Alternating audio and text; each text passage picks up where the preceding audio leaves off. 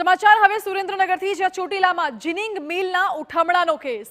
Ginning મિલના ઉઠમણાના કેસમાં હવે પોલીસે કાર્યવાહી કરી છે. ખેડૂતોના 200 કરોડથી વધુ લઈને સંચાલકો ફરાર થઈ ગયા છે.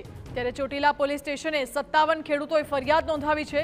ખેડૂતોનો કપાસ લઈ 5 દિવસમાં પૈસા આપવાની મુદત આપી હતી, જો કે મુદત આપી સિદ્ધનાથ જીનિંગ મિલના સંચાલકો ફરાર થઈ ગયા છે.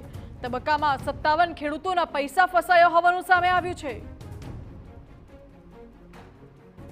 હાલ તો ખેડૂતો વિરોધ કરી રહ્યા છે. ખેડૂતોના મહેનતના પૈસા કોઈ ઉઠાંતરી કરીને લઈ ગયું હોય તે પ્રકારનો ઘાટ સર્જાયો છે, કારણ કે જીનિંગ મિલે મુદત આપી હતી. ચોટીલામાં જીનિંગ મિલે ઉઠમણું કર્યું તેવો કેસ છે.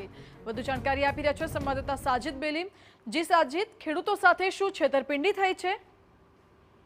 જી, જો વાત કરવામાં આવે તો ચોટીલાની અંદર જે જીનિંગ મિલ છે, તો જીનિંગ મિલની અંદર જે ખેડૂતો છે તે ખેડૂતોના કપાસ હોય છે, જે કપાસનું અહીંયા વેચાણ થતું હોય છે. ત્યારે આ ચોટીલા વિસ્તારના આજુબાજુના જે તાલુકાના ખેડૂતો છે તે ખેડૂતોએ આ જીનની અંદર કપાસ વેચ્યો હતો, પરંતુ આ કપાસ વેચ્યા પછી વેપારીઓને અમુક ટાઈમ પછી પૈસા આપવાના હોય છે, જેને વાયદા બજાર કહેવામાં આવે છે.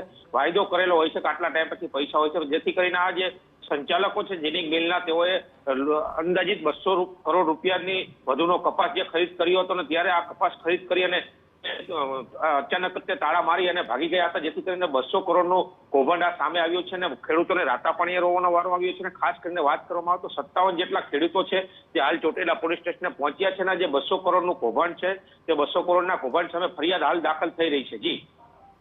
જી સાજિદ, આભાર આપનો.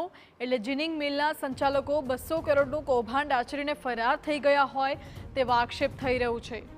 હાલ તો ખેડૂતોએ હોબાળો મચાવ્યો છે. ખેડૂતોનો કપાસ લઈ 5 દિવસમાં પૈસા આપવાની મુદત આપી હતી, પરંતુ મુદત આપ્યા બાદ સિદ્ધનાથ જીનિંગ મિલના સંચાલકો ફરાર થઈ ગયા છે.